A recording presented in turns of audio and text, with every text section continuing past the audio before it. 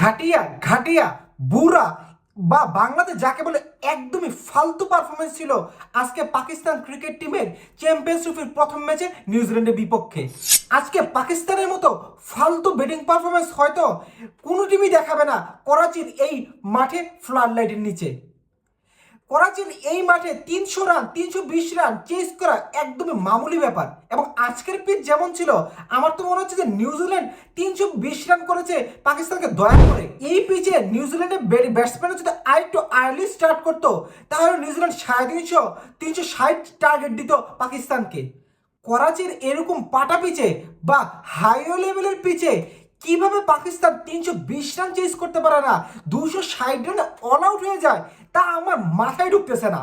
এই বাজেভাবে ব্যাটিং পারফরমেন্সের সবচেয়ে বড় দায়ী হচ্ছে ঘন্টাকা king Babar Azam. Indian media বা ইন্ডিয়ান ফ্যানরা যে বলে যে বাবর আজমকে ঘন্টাকা কিং, আসলে আজকে বাবর আজমের পারফরমেন্স দেখে বলতে বাধ্য হচ্ছে আমিও বাবর আজমের একজন ফ্যান হয়ে সে ঘন্টাকা কিং। আজকে কি লেভেলের দুর্দান্ত একটা সুযোগ ছিল যে বাবর আজম ন্যাশনাল হিরো হয়ে যাওয়া এবং ইন্ডিয়ান ফ্যানদের বা বাবরের হেটার্সদের মুখে একদম মুখ্যম জবাব দেয়া। সেই সুযোগটা বাবর ইজিলি নিজের খামখেয়ালিতে হাতছাড়া করলো। ফার্স্ট অফ অল পাকিস্তান যখন ব্যাটিংয়ে নামলো তখন 320 রানের টার্গেট করার জন্য প্রথম থেকেই একদম অল আউট ক্রিকেট খেলার কথা এবং ফাকর জামান থাকলে তাই করতো আমি ড্যাম শিওর। কিন্তু আইসিসি সামহাও একটা রুলের মার পেয়েছে, ফাকর জামান প্রথমে ব্যাটিং করতে নামতে পারে নাই বা ওপেনিং ব্যাটিং করতে নামতে পারে নাই। তো ফাকর জামানের বদলে নামলো সাউথ শাকিল। সাউথ শাকিল তো ওপেনিং ব্যাটসম্যান না, ওপেনিং ব্যাটসম্যান হলো ফাকর জামান এবং Babar Azam. Babar Azam holding role play করবে এবং ফাকর জামান অল আউট ক্রিকেট খেলবে, তাই হচ্ছে মেইন ফান্ডা। কিন্তু south Shakil Fakhar জামানের rule play করতে ব্যর্থ হয়। সাউথ শাকিল যে ফাকর জামানের রুল প্লে করতে ব্যর্থ হবে এটা বোঝাই যাচ্ছে, কারণ সাউথ শাকিলের ব্যাটিং এরকম ভাবে অ্যাগ্রেসিভ ক্রিকেট খেলা না। যখন সাউথ শাকিল ম্যাট হেনরির কাছে ক্যাচ দিয়ে আউট হয়ে যায় তারপর নামে মোহাম্মদ রিজওয়ান। তো রিজওয়ান ব্যাটিং করতে যখন নামে তখন তো বাবর আজমকে এজ এ ওপেনিং ব্যাটসম্যান হিসেবে একটু রয়েস হয়ে না খেলো, at least single single single single করে রান বের করে খেলার কথা। কিন্তু না, সে একদম টেস্ট প্লেয়ারদের মতো স্মুথলি খেলতেছে খেলতেছে। এত লিমিটেড বাবর আজমের হাতের শট তা আজকে আবারও প্রমাণ হয়ে এলো। বাবর আজম অবভিয়াসলি আমি মানি বিরাট কোহলির পরে যদি সবচেয়ে ভালো কাভার ড্রাইভ খেলতে পারে বর্তমান ক্রিকেটে সেটা হচ্ছে বাবর আজম। কিন্তু এক কাভার ড্রাইভ দিয়ে কতক্ষণ আর একটা কাট শট, কিন্তু কোনো সুইপ শট না, কোনো রিভার্স সুইপ না। স্পিনের এগেনস্টে কিভাবে বাবর আজম খেলবে যদি সুইপ এবং রিভার্স সুইপ না খেলতে জানে?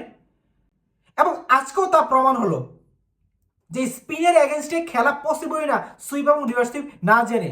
এই বাবর আজমের স্লো ব্যাটিং এর কারণেই রিজন আউট হয়েছে।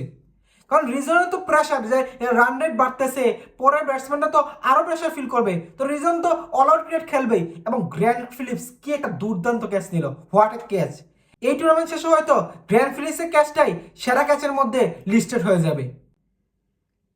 তো রিজন কেন আউট হলো? বাবর আজমের এই টুকুর টুকুর করে খেলার কারণেই। আচ্ছা যাক, রিজন আউট হয়ে গেল, তারপর তো বাবর ভাই একটু ভালো করে খেল, একটু তো তার গিয়ার বাড়া, একটু তো অ্যাগ্রেসিভ ক্রিকেট খেল। এটা করাচিতে খেলতেছিস না মিরপুরে? করাচি এরকম রোডের পিচে, এরকম পাটা পিচে কে 90 বলে 64 রান করে ওপেনিং নেইমা? সো পাকিস্তান টিমের সবচেয়ে বড় এই ম্যাচ হারার পেছনে তো বাবর আজম দায়ী, তারপরে দায়ী হচ্ছে পাকিস্তান টিমের এই কপাল। না, আসলেই কপাল দায়ী। যখনই ফাকর জামান ম্যাচের শুরুতেই অর্থাৎ নিউজিল্যান্ডের ব্যাটিংয়ের প্রথম ওভারেই ইনজুরিতে পড়ে গেল, তখনই আমার সিক্স সেন্স কাজ করতেছিল আজকে পাকিস্তান টিম শেষ। কারণ বাবর তো এই টুকুর টুকুর করে খেলবে, আমরা জানি বাবরের ন্যাচারাল ব্যাটিং। তো ফাকর জামান যেই ওপেনিং প্রথম পাওয়ার প্লের 10 ওভার একদম অল আউট ক্রিকেট খেলে কাজে লাগাবে, সেই কাজে লাগানোর সুযোগই পেল না এবং বেচারা বাধ্য হয়ে ইনজুরি নিয়ে মাঠে নামতে হয়। মাঠে নামার পরে সে তো সিঙ্গেল নিতে পারতেছেই না, শুধু চারের উপর ডিপেন্ড ছিল। তো চারের উপর কতক্ষণ ডিপেন্ড? শুধু সুইপ শট খেলতেইছে, কিন্তু সিঙ্গেল তো বের করতে পারতেছে না। তো প্রেশার বিল্ড হইতেছে, তারপর মনে হয় 41 বলে 24 রান করে আউট হয়ে গেল। তারপর পাকিস্তানের সবচেয়ে ভালো ব্যাটিং করে সালমান আলী আগা এবং খুশদিল শাহ। ভাই বাবর, খুশদিল শাহ, সালমান আলী আগা যদি ভালো ব্যাটিং করতে পারে এই পাটা পিচে, তাহলে তুমি কেন পারবা না? তুমি না এত বড় কিং, আমরাও সেটা বিলিভ করি যে Babar is a Pakistani national king. কিন্তু কই কিং এর মর্যাদা? এটা কি মিডিয়ার পিয়ারের মাধ্যমে জাস্ট কিং, নাকি রিয়েল কিং? এটাই তো আমি বুঝতেছি না। বাবর 2 দিন পর পরই সুযোগ পায় পাকিস্তানের হয়ে বড় কিছু করার, কিন্তু প্রত্যেকটা বার মিডিওকর পারফরমেন্সের কারণেই বাবর পাকিস্তানকে ডুবায় আসে। পাকিস্তানের হয়ে বাবর ওই লেভেলের কোনো অ্যাচিভমেন্ট আমি দেখি না, শুধু পার্সোনাল অ্যাচিভমেন্টই যা কয়েকটা আছে। সালমানের আগা অ্যাগ্রেসিভ ক্রিকেটের মাধ্যমে 28 বলে 42 রান করে, তারপরে একটা পুল করতে গিয়ে আউট হয়ে যায়। আর লাস্টে দিয়ে খুশদিল ব্যর্থ ট্রাই করে 49 বলে 69 রানের একটা ইনিংস। কারণ খুশদিলের সাথে তো সঙ্গ দেওয়ার আর কেউই নাই, ওই শাহিন শাহ আফ্রিদি, হারিস রফ কি সঙ্গ দিবে? সো এরকম ঘাটিয়া পারফরমেন্স বাবর থেকে এক্সপেক্ট করি নাই। আজকে ভাবছিলাম বাবর অনেক বড় কিছু করে ফেলবে, অনেক আশা নিয়ে বসেছিলাম যে বাবর আজকে কিছু একটা করবে, ইন্ডিয়ার প্রত্যেকটা ফ্যানের, ইন্ডিয়ার প্রত্যেকটা মিডিয়ার মুখে ঝামা ঘষে দিবে বাবর। কি জামা ঘষবে? আমাদের বাংলাদেশি যারা বাবরকে সাপোর্ট করি, বা পাকিস্তানি যারা বাবরকে সাপোর্ট করি, বা পাকিস্তান ক্রিকেটকে যারা আমরা সাপোর্ট করি, সবার মুখেই বাবর ঝামা ঘষে দিল।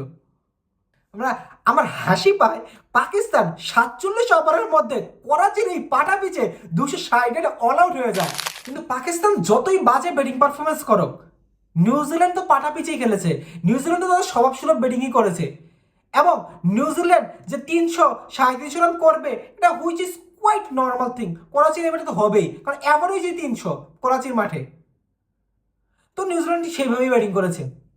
নিউজিল্যান্ড থেকে শেখা উচিত বাংলাদেশ এবং পাকিস্তানের। বাংলাদেশের তো কালকেই ম্যাচ, যে কিভাবে প্রথমে উইকেট ধরে রেখে লাস্টে অল আউট ক্রিকেট খেলতে হয়। যখন নিউজিল্যান্ডের ব্যাটসম্যানরা একদম ধরে ফেলেছিল পাকিস্তানের ক্রিকেট টিম বা পাকিস্তানের বলাররা, তখনই নিউজিল্যান্ড একটু আস্তে ধীরে খেলা শুরু করলো, বা একদম দেখে শুনে উইকেট বাঁচিয়ে বাঁচিয়ে খেলা শুরু করলো। তার ফায়দা কি হলো? লাস্টের 10 ওভারে নিউজিল্যান্ড করে 113 রান। এইটাই ফায়দা উইকেট বাঁচিয়ে রাখার, বা ওয়ানডে ক্রিকেট এভাবেই খেলতে হয়। নিউজিল্যান্ড থেকে শেখা উচিত বাংলাদেশ এবং পাকিস্তানের। তো ব্যাক টু দ্য পয়েন্ট, যে নিউজিল্যান্ডের ব্যাটিংয়ে উইল ইয়াং এবং টম লাথাম একদম দিল খুশ কর দিয়া। তার সাথে গ্রেন ফিলিপসের ব্যাটিং মাখন। নিউজিল্যান্ডের হয়ে উইলিয়াম করে 107 রান এবং টম লাথাম করে 118 রান। দুইজনে এই দুইটা সেঞ্চুরি এবং গ্র্যান্ড ফিলিপসের 69 রানের হাফ সেঞ্চুরির কারণেই নিউজিল্যান্ড 320 রানে পৌঁছাতে পারে। কিন্তু পাকিস্তানের বলাররা কিন্তু প্রথম 25 ওভার খুবই ভালোভাবে একদম ম্যাচের মধ্যে হোল্ড করেছিল, বা নিউজিল্যান্ডকে একদম কোণঠাসা করে দিয়েছিল। প্রথমেই তো বললাম 73 রানে 3 উইকেট ফেলে দিয়েছে, তারপরেও কিন্তু প্রেশার বিল্ড করতেছিল নিউজিল্যান্ডের উপর। কিন্তু লাস্টে উইকেট না পড়লে আর কি করবে? তবু পাকিস্তানের বলারদের ক্রেডিট দিতে হয়েছে, 320 রানে আটকে রাখছে। কিন্তু ব্যাটসম্যানও তো পারফরমেন্স করতে হবে। করাচির এর থেকে কমে আটকে রাখা বা 300 রানের নিচে আটকে রাখা আমি মনে করি না যে পসিবল। যদি পাকিস্তান ভারতের সাথে হেরে যায় তাহলে তো পাকিস্তান ফুললি বাদ। তো পাকিস্তান যদি ওইখান থেকে হয়ে যায়, তাহলে আর বাকি থেকে 3টা টিম, বাংলাদেশ, ভারত এবং নিউজিল্যান্ড। বাংলাদেশের কালকের ম্যাচের উপরে ডিপেন্ড করবে বাংলাদেশ কতটুকু সার্ভাইভ করবে। আপনার কি মনে হয়, বাংলাদেশ কি পারবে ভারতকে টপকাতে? তা কমেন্টে জানান।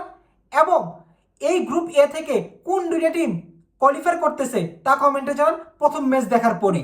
That's it for today. Thanks for watching, এবং চ্যাম্পিয়ন্স ট্রফির প্রত্যেক দিনের আপডেট জানতে please subscribe and follow my Facebook page and YouTube channel.